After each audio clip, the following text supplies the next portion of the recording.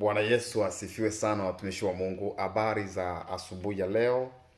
Nimefurahi tena kupata fursa nzuri ya kuweza kutoa neno la Mungu, neno la uzima, neno ambalo ni faraja yetu, neno linalotujenga, linalotupa nguvu katika safari hii ya kwenda mbinguni, neno linalotupatia sisi kuwa na matumaini, neno linalotutia moyo tunapokuwa katika shida mbalimbali, neno ambalo limebaki faraja ya mwisho katika maisha yetu.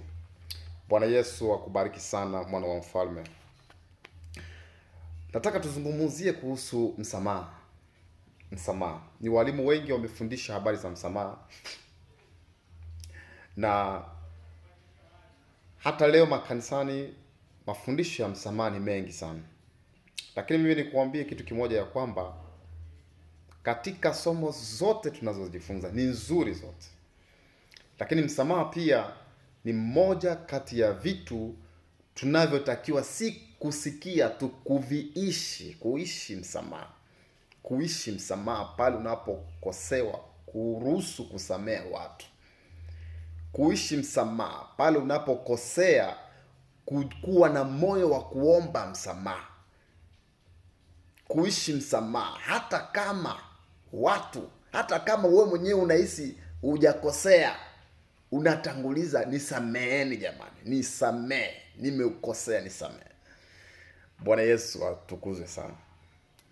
Kwa nini tunajifunza habari za msamaha? Moja, mimi nitazungumzia katika mambo mawili.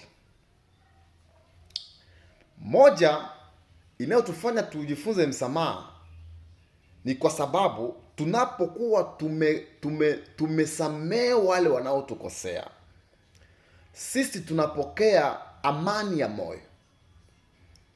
Mtu anapokuwa hajasamehe watu wanaomkosea, amekuwa ni mtu ambaye amejiwekezea vitu moyoni mwake ambavyo hivyo vitamfanya, aidha chuki itakayomfanya asiwe na amani yeye mwenyewe binafsi imtesi.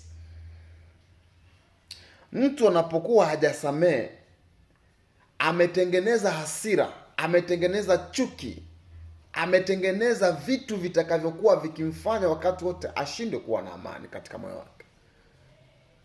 Lakini pale mtu anapokuwa amesamehe, utengeneza furaha, utengeneza amani, utengeneza kicheko, utengeneza uhuru. Mtu anakuwa uhuru kufanya jambo kwa amani, kwa sababu amani imerejea ndani ya moyo. Moyo hauna kitu kinachosumbua tena.